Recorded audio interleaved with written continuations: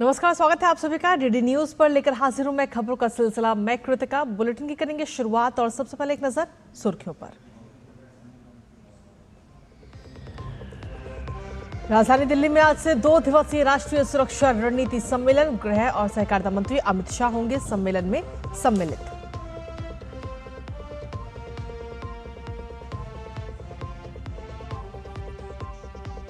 झारखंड छात्र आंदोलन के बीच जेपीएससी में अनियमितताओं पर आज सुप्रीम कोर्ट में सुनवाई। याचिकाकर्ता कर रहे हैं सीबीआई जांच की मांग।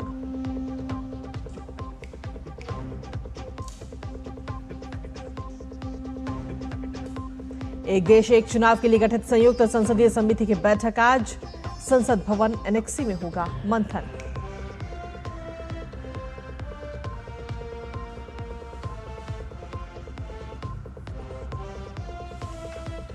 खेल की खबरों में श्रीलंका के खिलाफ बीच कोलंबो टेस्ट के दूसरे दिन बड़े स्कोर के इरादे से उतरेगी टीम इंडिया। पहले दिन देवदत्त पडिक्कल की शतकीय पारी की बदौलत बनाए 5 विकेट पर 300 रन।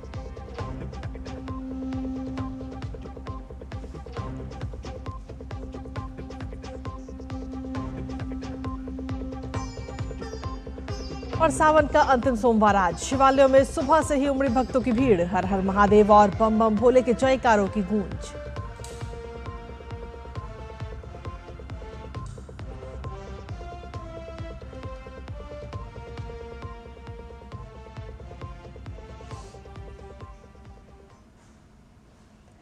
तो ये थी प्रमुख सुर्खियां और अब खबरों में बात विस्तार से। केंद्रीय गृह मंत्री अमित शाह आज नई दिल्ली में आयोजित होने वाले 9वें राष्ट्रीय सुरक्षा रणनीति सम्मेलन में हिस्सा लेंगे। ये 2 दिवसीय सम्मेलन मंगलवार तक चलेगा। राष्ट्रीय सुरक्षा रणनीति सम्मेलन का ये नवा संस्करण हाइब्रिड फॉर्मेट में आयोजित किया जा रहा है। इसमें प्रतिनिधि फिजिकल और वर्चुअल दोनों मोड में शामिल होंगे। देश भर के विभिन्न सुरक्षा बलों और पुलिस बलों के 850 से ज्यादा अधिकारी सम्मेलन के दौरान राष्ट्रीय सुरक्षा से संबंधित विभिन्न मुद्दों पर और चुनौतियों पर विचार विमर्श करेंगे। झारखंड में भर्ती परीक्षाओं में कथित गड़बड़ी का मामला अब सुप्रीम कोर्ट पहुंच गया है। झारखंड संयुक्त सिविल सेवा प्रारंभिक परीक्षा में कथित धांधली की जांच सीबीआई से कराने की मांग को लेकर दायर याचिका पर आज सुप्रीम कोर्ट में सुनवाई होगी। मामले की सुनवाई प्रधान न्यायाधीश सूर्यकांत, न्यायमूर्ति जयमाल्या बागची और न्यायमूर्ति वी मोहना की पीठ के समक्ष होने की संभावना है। ये जनहित याचिका कार्यकर्ता हरिशरण देवगढ़ ने अधिवक्ता सत्यम सिंह राजपूत के माध्यम से दायर की है। याचिका में झारखंड लोक सेवा आयोग यानी जेपीएससी द्वारा 19 अप्रैल 2026 को आयोजित झारखंड संयुक्त सिविल सेवा प्रारंभिक प्रतियोगी परीक्षा की निष्पक्षता और पारदर्शिता पर गंभीर सवाल उठाए गए। परीक्षा विज्ञापन संख्या 1/2026 के तहत आयोजित की गई थी। याचिकाकर्ता का आरोप है कि मामले की निष्पक्ष जांच जरूरी है और परीक्षा से जुड़े कथित अनियमितताओं की जांच राज्य सीआईडी के बजाय केंद्रीय जांच ब्यूरो यानी सीबीआई को सौंपी जानी चाहिए। इस याचिका में लोक सेवक और साथ ही परीक्षा से जुड़ी एजेंसियों की भूमिका की भी निष्पक्ष जांच कराने की मांग की गई है। वहीं जेपीएससी और जेएसएससी की परीक्षा में कथित अनियमितता और गड़बड़ियों को लेकर आज से जेपीएससी जेएसएससी भ्रष्टाचार मुक्त भर्ती अभियान के महत्वपूर्ण दूसरे चरण की शुरुआत होने जा रही है। आइए ये खास रिपोर्ट आपको दिखाते हैं। झारखंड में छात्र आंदोलन को लेकर सूबे की सियासत गर्माती जा रही है। बीते दिनों नौकरी के इच्छुक अभ्यर्थियों के प्रदर्शन को लेकर पुलिस कार्रवाई पर विपक्ष लगातार सवाल उठा रहा है। रांची में छात्रा अमीषा प्रसाद को हिरासत में लिए जाने पर मेयर रोशनी खलखो और नेता प्रतिपक्ष बाबूलाल मरांडी ने पुलिस कार्रवाई पर सवाल उठाते हुए सरकार पर छात्र आंदोलन को दबाने का आरोप लगाया। तो सरकार से मैं मांग करता हूं, जो आपने एफआईआर किया है उसको वापस लीजिए। अगर सरकार वापस नहीं लेती है तो नौजवानों से अपील है, जेल से मत डरो, जेल को फाड़ देना।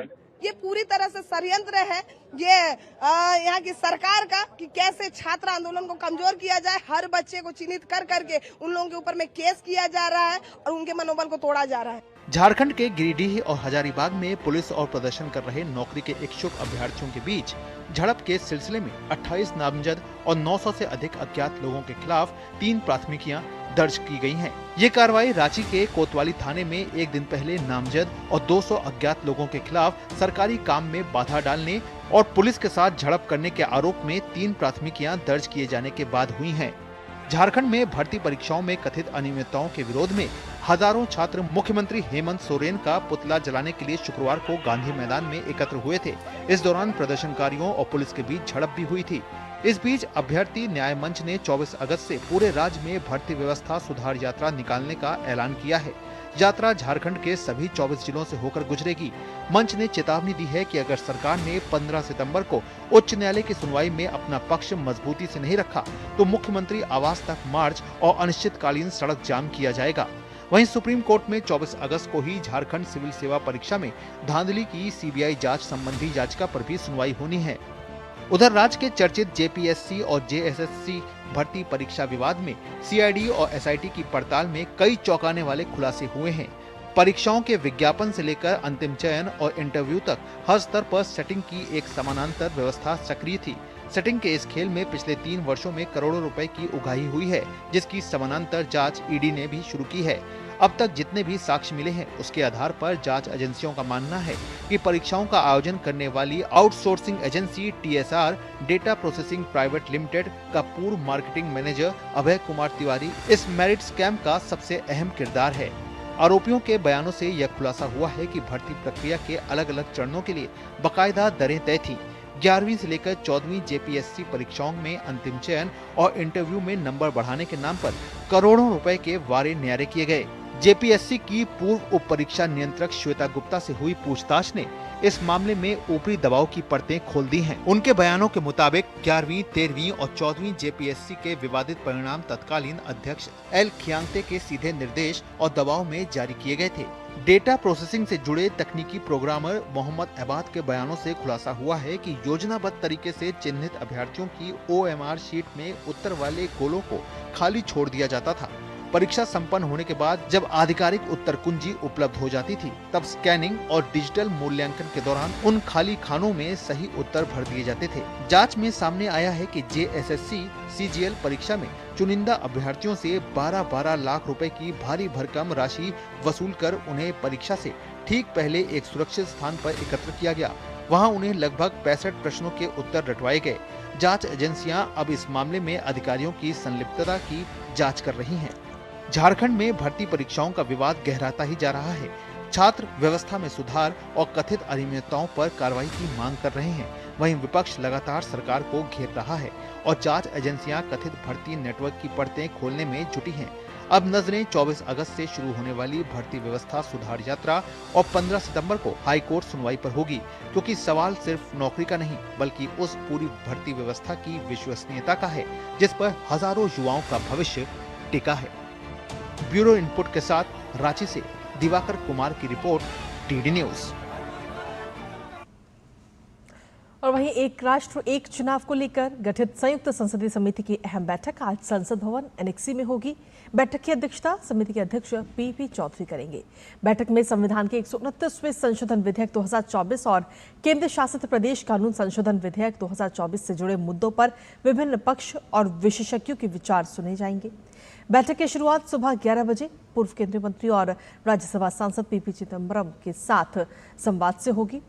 और साथ ही आपको बता दें कि समिति के सदस्य दिल्ली के पद्म पुरस्कार विजेताओं के साथ चर्चा भी करेंगे और दोपहर में nation first policy research centre और विधि सेंटर फॉर लीगल पॉलिसी के प्रतिनिधियों से भी समिति विचार विमर्श करेगी।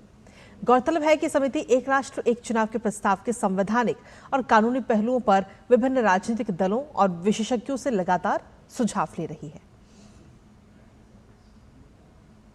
पंजाब में कर्मचारियों और सरकार के बीच एक बार फिर से टकराव देखने को मिला है। मुख्यमंत्री भगवंत मान के पैतृक गांव सतौज में रविवार को बड़ी संख्या में कर्मचारियों ने अपनी लंबित मांगों को लेकर प्रदर्शन किया। पुरानी पेंशन योजना की बहाली, लंबित महंगाई भत्ते और किस्तें जारी करने और अन्य मांगों को लेकर प्रदेश भर में से कर्मचारी और शिक्षक सतौज पहुंचे थे।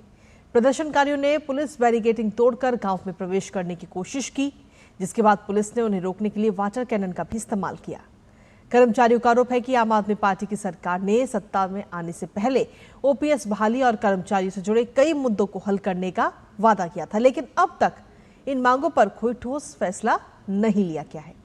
प्रदर्शनकारियों ने सरकार से जल्द मांगे पूरी करने की अपील की है। साथ ही कर्मचारियों ने 27 अगस्त को प्रस्तावित पंजाब बंद को सफल बनाने की भी अपील की है। और वहीं उत्तर प्रदेश में विधानसभा चुनाव 2027 की तैयारियां अब चुनाव आयोग ने तेज कर दी हैं। मुख्य निर्वाचन आयुक्त ज्ञानेश कुमार के नेतृत्व में एक प्रतिनिधिमंडल आज से प्रदेश के 2 दिवसीय दौरे पर है। इस दौरान चुनावी प्रक्रिया को जमीनी स्तर पर मजबूत करने, युवाओं और भावी मतदाताओं को चुनाव प्रणाली से जोड़ने और चुनावी साक्षरता बढ़ाने पर जोर रहेगा। प्रतिनिधिमंडल बूथ लेवल अधिकारियों से भी संवाद करेगा। इस प्रतिनिधिमंडल में senior deputy election commissioner Manish Garg, director general media Ashish Goyal, director general IT doctor Seema Khanna समेत आयोग के वरिष्ठ अधिकारी शामिल होंगे। दौरे की शुरुआत आज लखनऊ के कॉल्विन तालुकेदार्स कॉलेज में छात्रों के साथ संवाद कार्यक्रम से होगी। इसके बाद ज्ञानेश कुमार इंदिरा गांधी प्रतिष्ठान में ELC 2.0 और ECI नेट पर आयोजित क्षेत्रीय सम्मेलन में भी शामिल होंगी। निर्वाचन आयोग युवाओं और पहली बार मतदान करने वाले मतदाताओं को चुनावी प्रक्रिया से जोड़ने के लिए इलेक्टोरल लिटरेसी क्लब के जरिए जागरूकता अभियान भी चला रहा है। इस दौरे के दूसरे दिन मुख्य चुनाव आयुक्त करीब 500 BLO से संवाद करेंगे और जमीनी स्तर पर चुनाव व्यवस्था को और प्रभावी बनाने पर चर्चा करेंगे। विदेश मंत्री डॉक्टर एस जयशंकर अपने 2 दिवसीय रूस दौरे पर है। मॉस्को में भारत के राजदूत विनय कुमार और रूसी विदेश मंत्रालय के अधिकारी एलेक्जेंडर कोजलोव ने उनका स्वागत किया। डॉक्टर एस जयशंकर रूस के पहले उप प्रधानमंत्री डेनिस मंतुरोव के साथ 27वीं IRIGC टेक बैठक की सह अध्यक्षता करेंगे। इस दौरान व्यापार, आर्थिक, वैज्ञानिक, तकनीकी और सांस्कृतिक सहयोग पर चर्चा होगी। अपनी इस यात्रा के दौरान विदेश मंत्री रूस के विदेश मंत्री सर्गेई लावरोव से भी मुलाकात करेंगे और क्षेत्रीय और वैश्विक मुद्दों पर विचारों का आदान प्रदान करेंगे। राष्ट्रीय सुरक्षा सलाहकार अजीत डोभाल आज चीन दौरे पर जा रहे हैं। अजीत डोभाल वहां सीमा विवाद पर भारत और चीन के बीच विशेष प्रतिनिधि स्तर की बातचीत में अपने चीनी समकक्ष वांग यी के साथ हिस्सा लेंगे। दोनों देशों के बीच विशेष प्रतिनिधि तंत्र के तहत ये 25वें दौर की वार्ता होगी, जिसकी शुरुआत साल 2003 में सीमा विवाद के समाधान के लिए की गई थी। अजीत डोभाल और वांग यी के बीच ये बातचीत ऐसे समय पर हो रही है जब अगले महीने नई दिल्ली में ब्रिक्स शिखर सम्मेलन प्रस्तावित है। इस सम्मेलन में चीन राष्ट्रपति शी जिनपिंग के शामिल होने की भी संभावनाएं जताई जा रही हैं। हालांकि चीन की ओर से अब भी उनकी भागीदारी की आधिकारिक पुष्टि नहीं हुई है और ऐसे में डोभाल और वांग यी की बातचीत को बेहद महत्वपूर्ण माना जा रहा है। अधिकारियों को उम्मीद है कि शी जिनपिंग के भारत दौरे के दौरान प्रधानमंत्री नरेंद्र मोदी और चीनी राष्ट्रपति के बीच द्विपक्षीय मुलाकात भी हो सकती है। दोनों नेताओं की पिछली मुलाकात पिछले साल अगस्त में SCO शिखर सम्मेलन के दौरान हुई थी। भारत और मॉरिशस ने ऊर्जा क्षेत्र में अपने रिश्तों को और मजबूत करने की दिशा में कदम बढ़ाए हैं। केंद्रीय पेट्रोलियम मंत्री हरदीप सिंह पुरी ने पोर्ट लुई में मॉरिशस के प्रधानमंत्री नवीन चंद्र रामगुलाम से मुलाकात की। दोनों ने ऊर्जा सुरक्षा और स्वच्छ ऊर्जा की ओर बढ़ने के तरीकों पर बातचीत की। बैठक के बाद 2 महत्वपूर्ण समझौते भी हुए।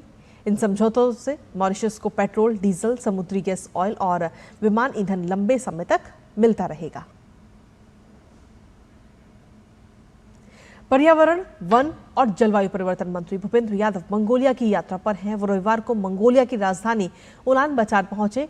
भूपेंद्र यादव UNCCT की 17वीं कॉन्फ्रेंस ऑफ पार्टीज यानी COP17 में हिस्सा लेंगे। केंद्रीय मंत्री ने इस बात की जानकारी साझा करते हुए सोशल मीडिया पर लिखा कि वो अगले कुछ दिनों में विभिन्न बैठकों और मंचों पर भारत का पक्ष रखेंगे। इस कॉन्फ्रेंस के मुख्य मुद्दे जमीन को खराब होने से बचाना और पर्यावरण को दोबारा स्वस्थ बनाना रहेगा। COP17 का आयोजन 17 से 28 अगस्त तक उलान बाजार में हो रहा है। इस सम्मेलन में 197 देशों के प्रतिनिधि, वैज्ञानिक, युवा, किसान, पशुपालक और समाज के प्रतिष्ठित व्यक्ति शामिल हो रहे हैं। और वहीं देश में H1N1 इन्फ्लुएंजा को लेकर भारतीय आयुर्विज्ञान अनुसंधान परिषद यानी ICMR ने स्थिति स्पष्ट की है। ICMR के वरिष्ठ वैज्ञानिकों के मुताबिक देश में फिलहाल जो इन्फ्लुएंजा A H1N1 वायरस फैल रहा है वो कोई नया स्ट्रेन नहीं है। ये वायरस 2025 से ही देश में सक्रिय है। वैज्ञानिकों ने बताया कि मौजूदा समय में देश में फैल रहे इन्फ्लुएंजा वायरस के स्ट्रेन उत्तरी गोलार्ध के लिए अनुशंसित वैक्सीन स्ट्रेन से पूरी तरह मेल खाते हैं, इसलिए लोगों को घबराने की जरूरत नहीं है। मौसमी फ्लू की तरह इसके सामान्य लक्षण बुखार, खांसी, सिरदर्द और शरीर में दर्द हैं। ज्यादातर लोग आराम और सही देखभाल से ठीक हो जाते हैं। हालांकि छोटे बच्चों, बुजुर्गों और पहले से किसी बीमारी से जूझ रहे लोगों को संक्रमण के मामले में अधिक सतर्क रहने की जरूरत है। स्वास्थ्य अधिकारियों के अनुसार देश में इन्फ्लुएंजा की स्थिति पर नियमित निगरानी भी रखी जा रही है और आवश्यकता के अनुसार जन स्वास्थ्य संबंधी कदम उठाए जा रहे हैं। लोगों से भी अपील की गई कि वो लक्षणों को लेकर सतर्क रहें और आवश्यक सावधानियां भी बरतें, लेकिन H1N1 के किसी नए स्ट्रेन की अफवाहों से ना घबराएं। और चलिए आगे बढ़ते बात अब मौसम की करते हैं, जहां उत्तर पूर्वी बंगाल की खाड़ी और आसपास के इलाकों में कम दबाव का क्षेत्र बनने के कारण ओडिशा में लगातार भारी बारिश हो रही है। भारत मौसम विज्ञान विभाग ने अगले कुछ दिनों में और तेज बारिश की भी चेतावनी दी है। मौसम विभाग ने राज्य के 5 जिलों अंगुल, ढेंकनाल, कटक, कालाहांडी और नवरंगपुर में भारी बारिश का रेड अलर्ट जारी किया है। कई अन्य जिलों के लिए ऑरेंज और येलो अलर्ट भी जारी किए गए। राज्य में रविवार तक कई हिस्सों में भारी से बहुत भारी बारिश दर्ज की गई, जिसमें 2 जगहों पर 200 मिलीमीटर से ज्यादा बारिश हुई। अगले कुछ दिनों तक भारी बारिश जारी रहने की संभावना को देखते हुए अधिकारियों को सतर्क रहने की सलाह दी गई है, जबकि मछुआरों से 24 अगस्त तक समुद्र से दूर रहने को कहा गया है।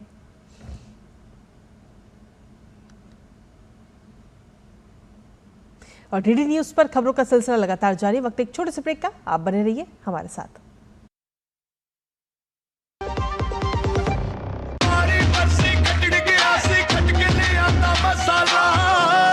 केड़ा मसाला होए? छोले दा या लोबे दा? पंजाबी छोले दा या पिंडी चने दा? अब छोलिया हो या लोबिया, पंजाबी छोले या पिंडी चने, सब कुछ मजेदार बने। बढ़ता है, खेलता है, झूलता उछलता है, दौड़ता कभी कभी दौड़ कराता है, आगे आगे बढ़ता है इंडिया, अमूल दूध पीता है इंडिया। और ब्रेक के बाद एक बार फिर से स्वागत आप सभी का। खबरों में आगे बढ़ते हैं। गिनी की राजधानी कोनाक्री में रविवार को भूस्खलन की एक घटना में भारी तबाही मच गई। इस घटना में अब तक 30 लोग मारे गए हैं, जबकि 22 लोग घायल हुए हैं। दरअसल ये घटना कोनाक्री के सबसे बड़े लैंडफिल यानी कचरा डंप करने वाली जगह दार एस सलाम में घटी, जहां कचरे का एक पहाड़ ढह गया। इस रिपोर्ट के मुताबिक कोनाक्री में रविवार तड़के करीब 3 बजे भारी बारिश हो रही थी, जिसकी वजह से कचरे का ढेर बहने लगा। इससे भूस्खलन हुआ और लैंडफिल के आसपास बनी झोपड़ियां कचरे के ढेर के नीचे दब गई। हालांकि हादसे के बाद बचे हुए लोगों की तलाश के लिए घटनास्थल पर खोज और बचाव अभियान भी चलाया गया। मिलिट्री इंजीनियरिंग बटालियन के स्वच्छता अधिकारियों ने बताया कि इस स्थल को रविवार को ही बंद कर दिया गया था। सरकार ने हाल ही के दिनों में लैंडस्लाइड के खतरे को देखते हुए आसपास रहने वाले लोगों को निकालने और सुरक्षा उपायों के आदेश दिए थे, लेकिन कार्रवाई से पहले ही ये हादसा हो गया। पश्चिम एशिया में जारी तनाव के बीच अंतर्राष्ट्रीय बाजार में कच्चे तेल की कीमतों में गिरावट दर्ज की गई। निवेशकों ने अमेरिका की ओर से ईरान पर नए प्रतिबंधों की संभावित घोषणा से पहले ही मुनाफा वसूली की, जिससे तेल के दाम $1 से ज्यादा नीचे आ गए। ब्रेंट क्रूड करीब 1.29% गिरकर $93.17 प्रति बैरल पर पहुंच गया, जबकि अमेरिकी WTI क्रूड में भी करीब 1.38% की गिरावट दर्ज की गई और ये $85.86 प्रति बैरल रहा। हालांकि इससे पहले पिछले सप्ताह दोनों प्रमुख तेल अनुबंधों में 5% से ज्यादा की बढ़त हुई थी। भारत और श्रीलंका के बीच टेस्ट सीरीज का दूसरा मैच कोलंबो में खेला जा रहा है। आज मैच का दूसरा दिन है। भारत बड़े स्कोर की ओर बढ़ रहा है। दूसरे टेस्ट के पहले दिन टीम इंडिया 300 रन के स्कोर के आगे खेलने उतरेगी। देवदत्त पडिक्कल ने 117 रन की पारी खेली, जबकि कप्तान शुभमन गिल ने 50 रन बनाए। भारत के ग्रैंडमास्टर प्रणेश एम ने हंगरी में आयोजित प्रतिष्ठित कनिष्ठा ओपन 2026 में शानदार प्रदर्शन करते हुए ग्रुप ए का खिताब अपने नाम कर लिया है। टूर्नामेंट के 9वें और आखिरी दौर में प्रणेश ने जर्मनी के वादिम को सफेद मोहरों से हराकर खिताब अपने नाम किया। प्रणेश ने 9 राउंड में 7 अंक हासिल किए और 4 खिलाड़ियों के साथ संयुक्त रूप से शीर्ष स्थान पर रहे। आंध्र प्रदेश के विशाखापत्तनम में ब्रिक्स खेल मंत्रियों की बैठक 2026 संपन्न हुई। हुई। इस बैठक में सर्वसम्मति से ब्रिक्स खेल संयुक्त घोषणा। इस बैठक में ब्रिक्स सदस्य देशों के मंत्री और खेल क्षेत्र के वरिष्ठ प्रतिनिधि शामिल हुए ताकि सहयोग की प्राथमिकताओं और खेलों के विकास पर चर्चा की जा सके। केंद्रीय युवा कार्यक्रम और खेल मंत्री डॉक्टर मनसुख मांडविया ने एक ब्रिक्स खेल साझेदारी बनाने का आह्वान किया जो सदस्य देशों के साझा दृष्टिकोण को ठोस खेल सहयोग में बदले। वर्ल्ड बैडमिंटन चैंपियनशिप में भारत की ट्रीसा जॉली और गायत्री गोपीचंद की जोड़ी ने ब्रॉन्ज मेडल जीतकर इतिहास रच दिया है। इस पदक के साथ विश्व चैंपियनशिप में भारतीय महिला डबल्स में 15 साल से चला आ रहा सूखा पदक का जो सूखा था वो अब खत्म हो चुका है। शानदार प्रदर्शन के बाद दोनों खिलाड़ी बेहद खुश और संतुष्ट नजर आए। अब उनका अगला लक्ष्य एशियन गेम्स में पदक जीतना है। दोनों खिलाड़ियों से खास बातचीत की हमारे संवाददाता मुकेश शुक्ला ने, आपको सुनाते हैं। वर्ल्ड हिस्ट्री क्रिएट करने वाली गायत्री और त्रिशा हमारे साथ हैं। सबसे पहले दोनों से बात करेंगे। एक बिग मोमेंट था आप दोनों के लिए जिस तरह से इस कंपटीशन में आप लोगों ने पार्टिसिपेट किया। आई थिंक ये वीक पूरा बहुत अमेजिंग लग रहा है। आई थिंक एक ड्रीम था हमारे लिए, एक getting a medal in world championship. I think that's really happening and very happy. What happened in the last match? क्या गलत हुआ वहाँ पे, कुछ लगा आपको? क्योंकि एक टाइम मोमेंटम बना हुआ था। मेरे को लग रहा है कि हम फर्स्ट गेम पे बहुत रिदम पे था। सेकंड गेम पे आई थिंक चाइनीज़ बहुत थोड़ा टैक्टिकली खेला, वो लोग बहुत अग्रेसिव खेलता था पहले। I think the first game if you comparatively see in the second game वो लोग थोड़ा काम और क्वाइटली खेला कि वो लोग पॉइंट्स के लिए हरी अप नहीं कर रहा था, बस वेट कर रहा था कि हमारे हाथ से कब पॉइंट राइट टाइम पे मिलेगा type. I think that really worked for them yesterday I guess. Gayatri, आपको कैसा लगा? एज ए फादर कोच खड़े थे, असिस्ट कर रहे थे, एक बिग मोमेंट था आप दोनों के लिए। डेफिनेटली सर, बहुत खुश हूँ आज मैं ये मेडल के लेने के लिए। एंड आई थिंक पापा बहुत बड़े सपोर्ट है एंड बहुत अच्छा लगता है जब भी वो ट्रैवल करते हैं। और बस ये पूरा वीक बहुत अच्छा रहा है और बहुत खुश हैं। बिग सिचुएशन है, आपने और दोनों ने अर्जुन अवार्ड जीता, फिर ये 15 साल बाद मेडल आया। आगे की जर्नी को कैसे एक्सपेक्ट करते हैं और इन दोनों चीज़ों को कैसे एंजॉय करेंगे? डेफिनेटली हैदराबाद जाके थोड़ा सेलिब्रेट तो करेंगे एंड फिर बैक टू वर्क। फिर Asian games in 20 days I think Asian games शुरू होने वाला है, तो फिर प्रैक्टिस करेंगे। Thank you so much for talking to us. With cameraman Rahul, Mukesh Shukla, DD news, Delhi. और वहीं आज सावन का चौथा और अंतिम सोमवार है। इस अवसर पर देश भर के शिवालयों में सुबह से ही शिव भक्तों की भीड़ लगी है। शिव मंदिरों में श्रद्धालु भोलेनाथ का जलाभिषेक कर रहे हैं। शिवालयों में भव्य श्रृंगार किए जा रहे हैं। श्रद्धालु उपवास रखकर सुख समृद्धि की कामना कर रहे हैं। देवघर, काशी, उज्जैन, अयोध्या समेत देश भर के छोटे बड़े मंदिरों में आस्था का सैलाब उमड़ा हुआ है। और इसी के साथ फिलहाल मेरे साथ इस बुलेटिन में इतना ही। नमस्कार।